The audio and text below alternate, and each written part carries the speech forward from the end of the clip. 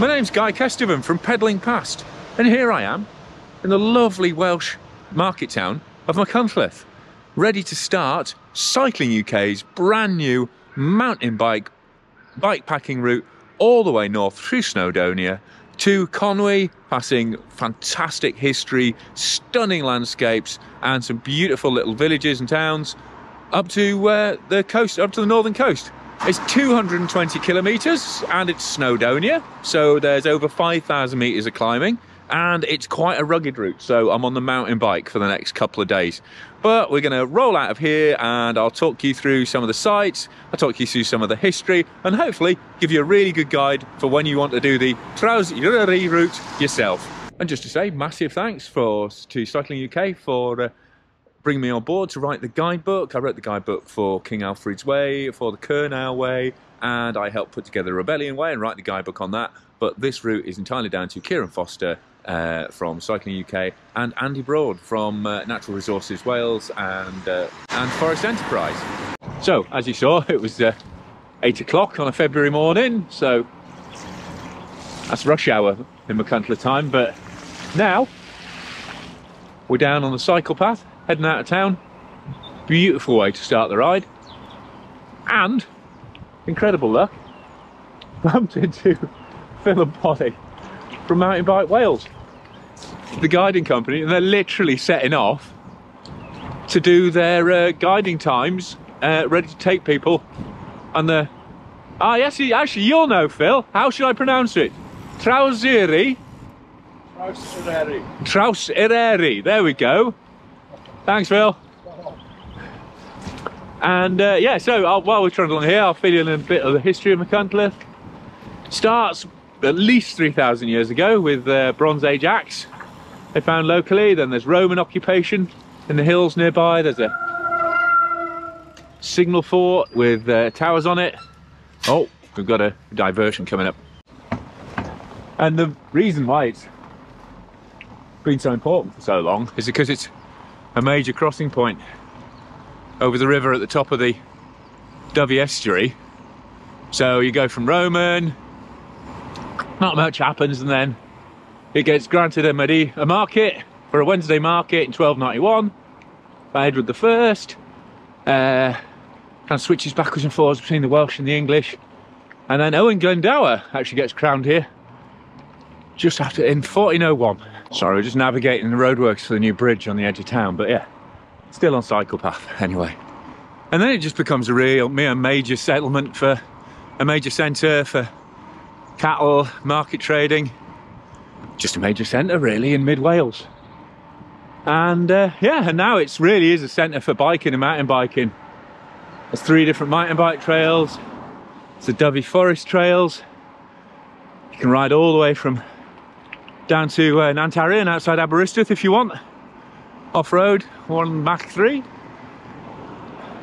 And there's Dovey Bike Park as well, built by local downhill legends, the Athertons,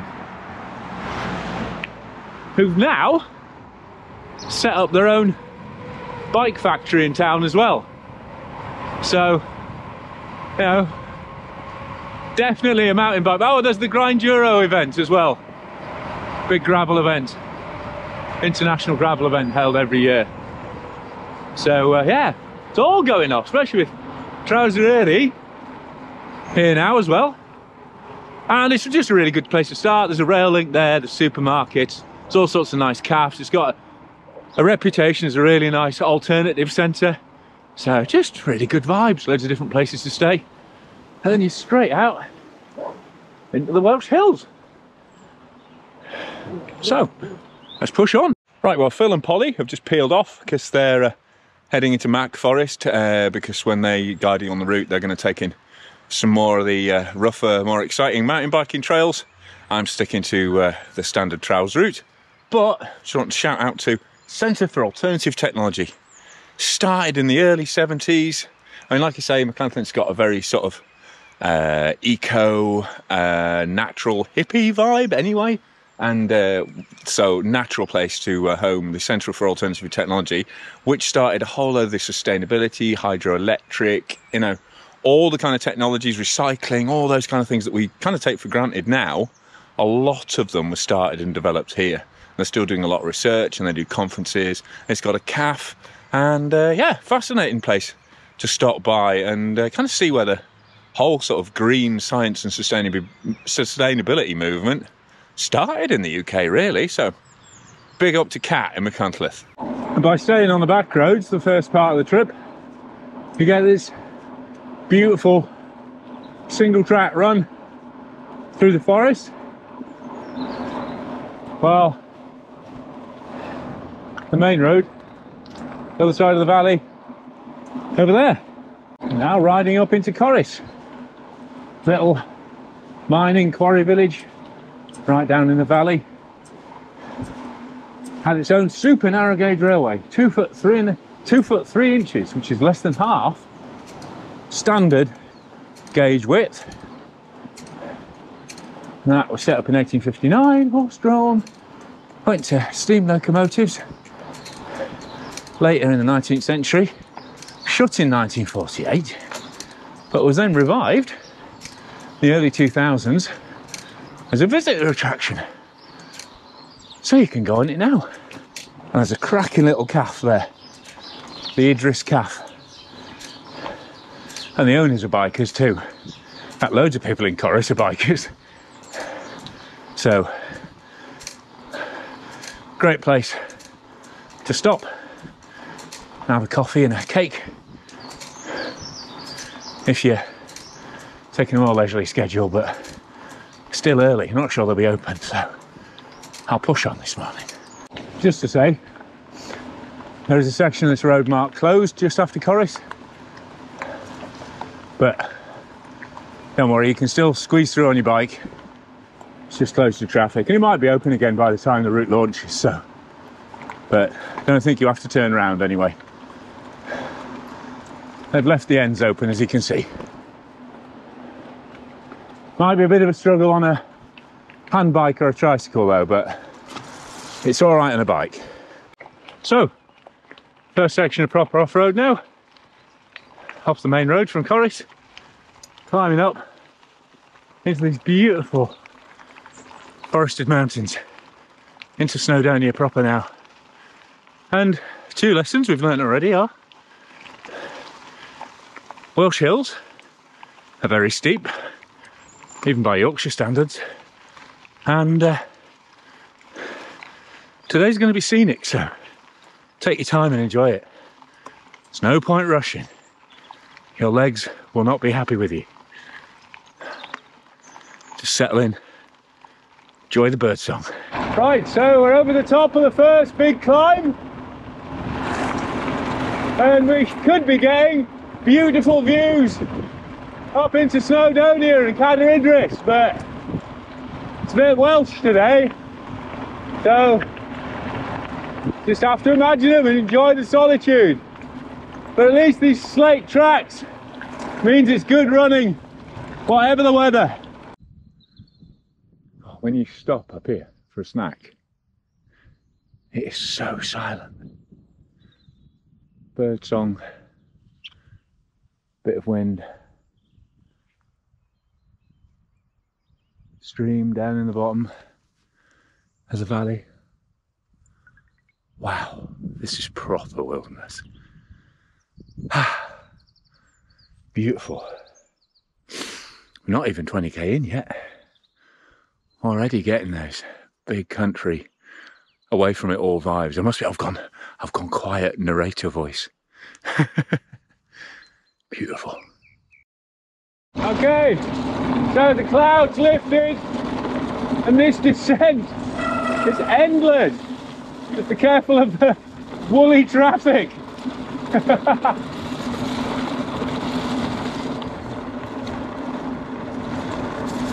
Woo! Definitely a mountain bike route though. Really needed the gears, and it's nice to have the extra cushioning and control on these descents compared to a gravel bike. Look at that though, all the slate mines. All the slate tips ahead there. That's why this area, you know, that's the major industry before forestry, the slate mining. That is a hard life. It's the narrow gauge little slate railway at the bottom of the forest. And this is the village of Abergynolwen. It's overlooked by an Iron Age hill fort, and the name means a mouth of the river with a whirlpool, so sounds pretty ancient, but it's most well known for Mary Jones, 15-year-old girl who walked 15 miles barefoot. So I'm going to get a Welsh Bible from a chap called Thomas Charles, and he was so impressed by her determination that he actually set up a Bible Society, which has now gone on to distribute millions of Bibles worldwide. There's also a little bike repair place here, and a calf and some public loos. So little oasis at the bottom of the mountain. There's also quite a tricky bit of navigation here. I overshot the first time, so don't go up the road. Come down this little side path here, I think. All right. And then over the bridge, it says. That's a footpath. And we're just outside the village now. You can see a signpost for Castle Bear, which I really am sorry about the Welsh pronunciation. And that's just up the valley here. And it was a Welsh rebel stronghold and a stone castle for several decades before it eventually was taken over by the English, and they established a small town here, and then the Welsh took it back and burnt the whole lot to the ground, and it's kind of only recently been cleared of undergrowth and rediscovered. This is the second castle site in this area. The spectacular Bird Rock, which has an Iron Age fortification on top of it. What a site to put a hill fort. And now it's a protected bird sanctuary, home to the chough and to peregrine falcons. Well, what a beast of a rock. And on that side, you've got Cadair Idris heading up into the clouds. Proper Snowdonia now, my boy. And this part of the route actually follows National Cycle Network 82, but it's just full of these beautiful little spots, like this cottage by this ancient bridge over the river. Stunning piece of countryside. And now I'm climbing up this incredible mountain road. Got Bird Rock and the mountains we've already done over there. Got the sea behind us. And we've got more mountain and more climb ahead. But the surface is incredible. So despite the fact it's a steep old pull for about 3.5k, it's really, well, all things considered, nice easy going. But what a landscape. And the bike is just such a good way to explore it. Apart from the little bit of growl of my tyres, all I can hear is wildlife.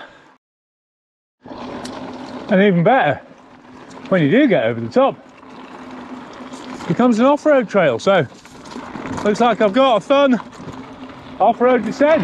And while they're deserted now, these drove roads up through these mountain passes have been used for thousands of years. They're moving cattle around, transporting other goods, or just moving people. So I was fascinated to think of all the hooves and footsteps that have gone before you on these tracks. Stories they could tell right back. You know, we've already been past that Iron Age fort, but there's prehistoric, Bronze Age, Neolithic settlements, cairns all over this landscape. So right back to the start of civilization and settlement in the UK. There's people over here in Wales. I was a bit previous about my statement on being on a descent, so there's quite a bit more climbing left. But now we're going down. Oh, I'm glad this gate was here. Just stopped me perfectly for this amazing view of the coast and Barmouth. The estuary going up to good old Guessy. Oh, this is a proper fun descent. A proper rock rattler. Down to the estuary. Woohoo!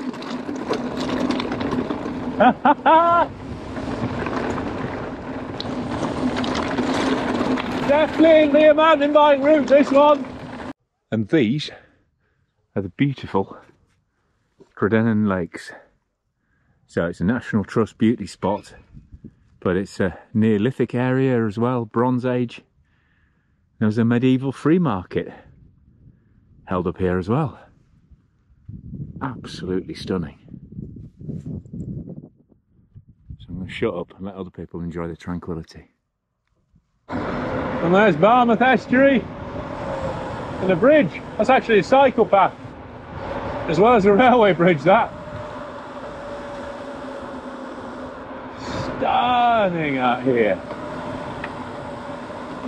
Definitely different to that route I did in Norfolk though.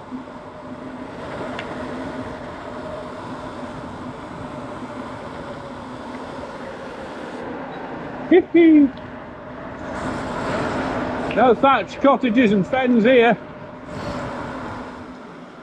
And now I'm on the Mordack Valley Trail,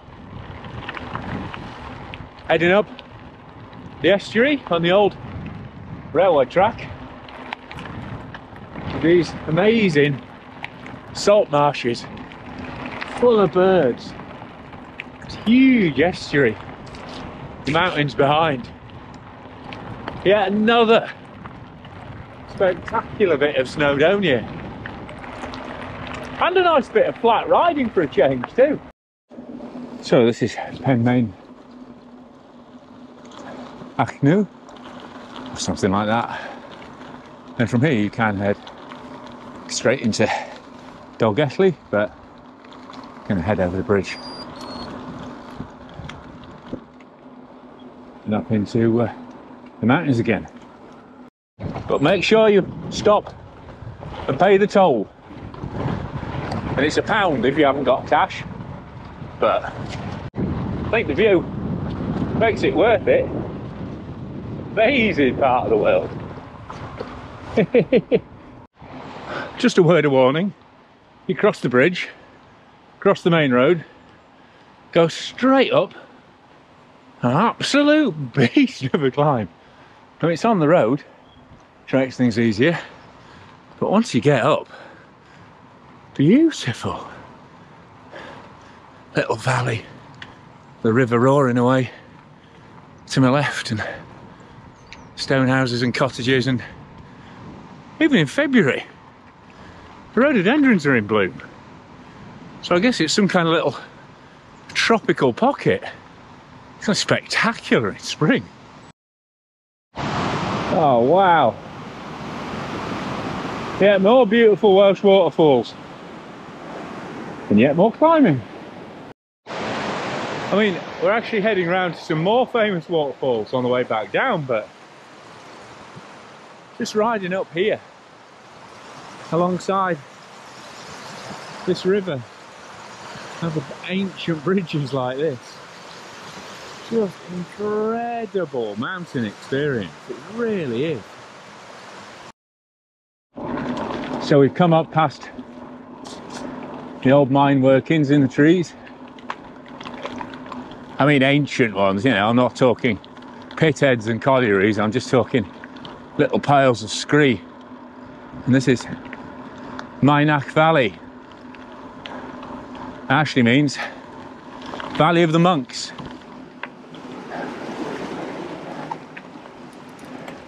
So it was owned by the monks of Cummer Abbey. And they used to presumably sheep farming up here. A lot of wool trade did the monks. And now we're properly off-road, climbing higher into this amazing mountainscape. Ha! What a route! What a route!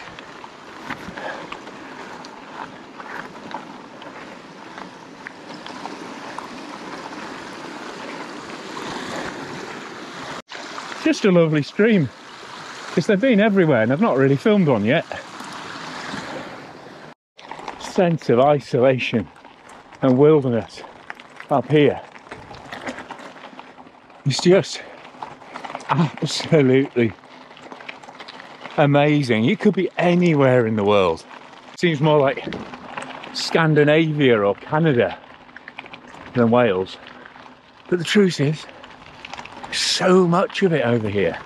But this route absolutely cherry picks the best routes through this incredible landscape of Snowdonia.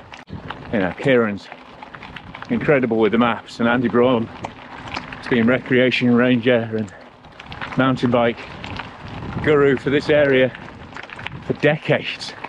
I used to work with him when I was on the Mountain Bike Wales website when that first started, turn of the century. Still at it, still putting together the best ways to see this amazing natural resource of Wales. I don't think I need to say anything about this. Just look at it. It's incredible out here. And I doubt anyone ever comes out here. Right out the back, Cody Brennan. And it's just this amazing landscape. Have I said that way too many times? Sorry. But look at it. Look at it.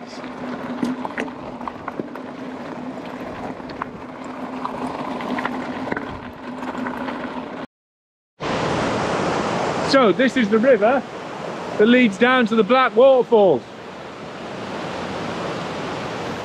which the route does pass, but I'm not sure if it's signposted off this fire road. There's a footpath off from the bottom road. So if I miss the turning, just imagine this, but way higher and even more beautiful, okay? But yeah, definitely worth a visit if you're going slow. Or you just like waterfalls. Speed's really got nothing to do with it. I'm just desperate for a cup of tea at Cody Brennan at this point, and it's just down the bottom of the hill. I'm within sniffing distance of my first hot drink of the day. So, excuse the brevity. And as you're heading down, look out for the signs of the, it's now called Tour du Red Bull, because this was the original mountain bike trail at Cody Brennan. I remember riding this with Dafford Davis, who was the forestry ranger who'd built all of it back in 1997 when it first opened. And this place, this changed. Oh God, I'll talk while we're riding it. I mean, the actual route, Traws route, doesn't do the single track, but you know, you can't come to Cody Brennan and not do some of the single track. I'm pretty sure that's illegal.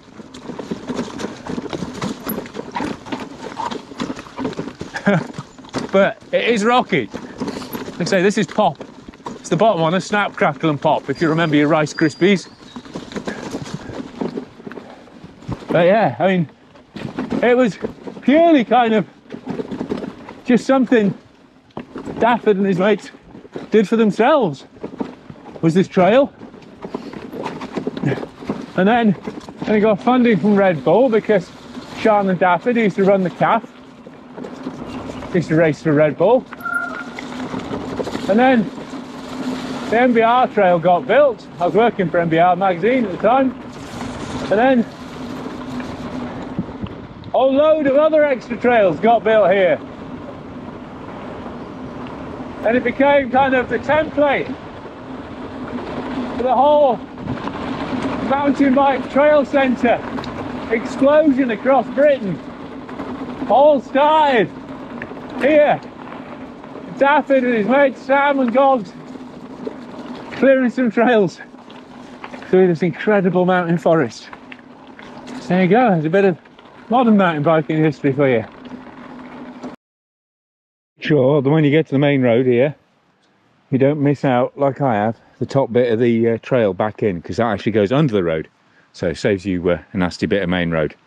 But yeah, don't get too fixated on the tea and cake for Cody Brennan. And here we are, the Bikes Brennan. Proper bike shop, run by my mate Joe. So, anything you need for your bike, they'll sort you out there. But I'm more interested in that. Calf up at the visitor centre. And as I was saying, I don't even know how to pronounce your surname, Andy. Braund. It is Braund. I've been getting it right then. Yeah, this is Andy Braund, who's basically the person we've got to thank for putting this trail together. Together with Cycling UK. Yeah, together with Cycling UK, yeah. So, yeah. It's been a fair old process, a couple of years at least. Yeah. So, since the start of COVID. That's 3 years now, isn't it? Yeah, definitely. Key from Cycling UK approached me, yeah, pretty much at the beginning of COVID. See if we could get a quick route done from Barmouth to Bettus. And then I kind of figured in the end, why don't we do it from Machynlleth all the way up to Conway and call it Traws Eryri, do it across the whole of the Snowdonia. Yeah. And then it links into the Trans-Cambrian as well, you were saying. And link it into the Trans-Cambrian as well. So if you do 3 days on the Trans-Cambrian, then you can then carry on for another 3 or 4 days on the Traws Eryri, make it a whole week-long trip. So proper Welsh adventure. Andy, thanks for all your work on it anyway. You're welcome. Good to see you again. Yeah, and enjoy it. Yeah. Cheers. See ya. And while we're here, obviously, special mention to Cody Brennan Visitor Centre Calf. They might not have Wi-Fi and there might be no signal, but their chicken curry is absolutely belting. So, right, up through Cody Brennan, past the offices there, and yeah, slight climb onto the Roman Road, then down to, you just call it Roost, don't you? There's no Llanrwst, is there? Llanrwst. It is Llanrwst, but none of you locals say there. Or is it Llanrwst? I call it Llanrwst. Oh, we do call it Llanrwst. Oh, well, there you go. I'm learning as I go along. So, yeah. Right, that's where we're off now, anyway. Full of curry. Yeah. Cheers. And while Cody Brennan is a gold mine for mountain bikers now, he used to be a gold mine in its own right. The Forest of the Kings. He used to do a lot of gold mining here through the medieval period. But now it's just one of the most important recreation centres, certainly in North Wales, if not all of Wales, if not UK, you know. Amazing place to come ride. But today, just tapping through up the Forest Road. Andy said there was a little techie bit towards the end. So you might want to just hop off and push this, but it is rideable if you know what you're doing. But you have already done 3k uphill from the visitor centre, so again, you know, don't rush these hills. They'll come and find you in their own good time. I don't know if this is actually Roman trackway, but it certainly could be. But this is San Helen Roman Road, which we'll be following a fair bit over the rest of the trip. I have to concentrate on climbing for a minute though.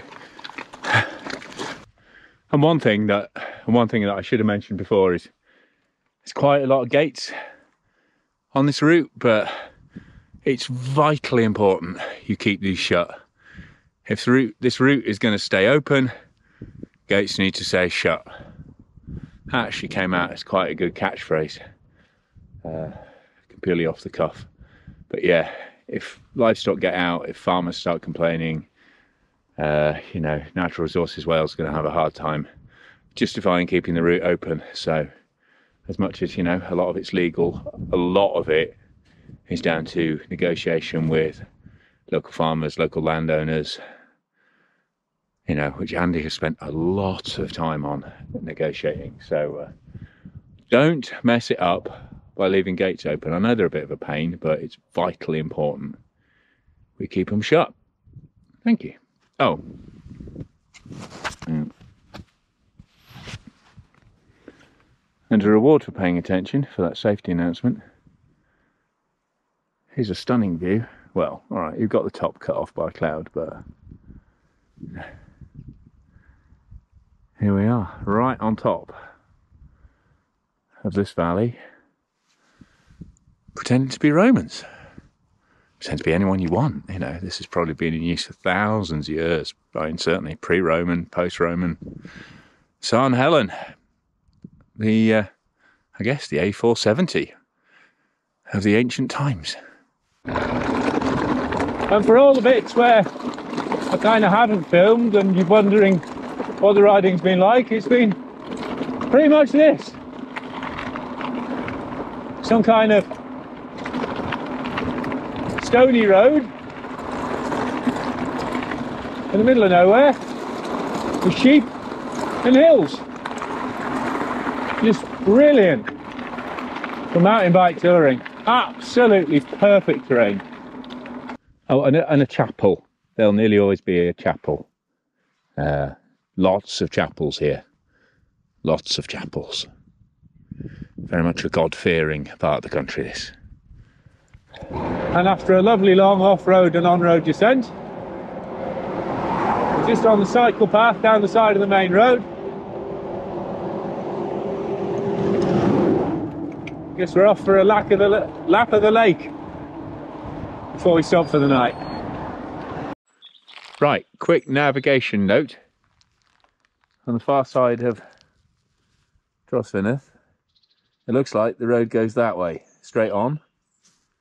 But actually, you want to take this little steep uphill where the cycle path signs are.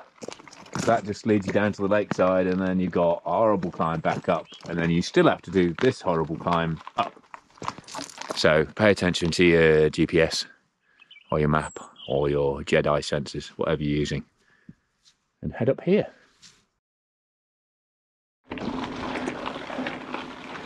And if you think this is going to be a nice flat run around a scenic lake, then think again. That's quite a climb up onto the tops here. And while it looks like a normal serene mountain lake, Trawsfynydd, it's actually a reservoir built originally for hydroelectric dam, but then became the cooling pool for that monster, Trawsfynydd Magnox nuclear power station. Now it's actually shut down. It's opened in '68. No, I'm just going to roll down here. Shut down, opened '68, shut down in '91. So, not less than 25 years, yeah, I think it is. Yeah, 23 years it was open. But it's going to take at least 92 years to fully decommission. Just gradually pulling it apart. So, seems like quite a lot of effort. I mean, it did supply the whole of North Wales with electricity. And to be fair, days like this, solar power isn't an option, but... And now the interesting thing is, I guess nuclear power is a thing again. They're going to put a little baby reactor in alongside it, apparently, while they're taking that one away. I don't know, must be some logic in there somewhere. But there you go, the story of Trawsfynydd Reservoir. An unexpected one, with a bit of modern history to go with all the ancient history we've had today. I mean, as laps of nuclear power cooling pools go, it's relatively picturesque, but that is a brutalist block of architecture, is that. Two of them as well.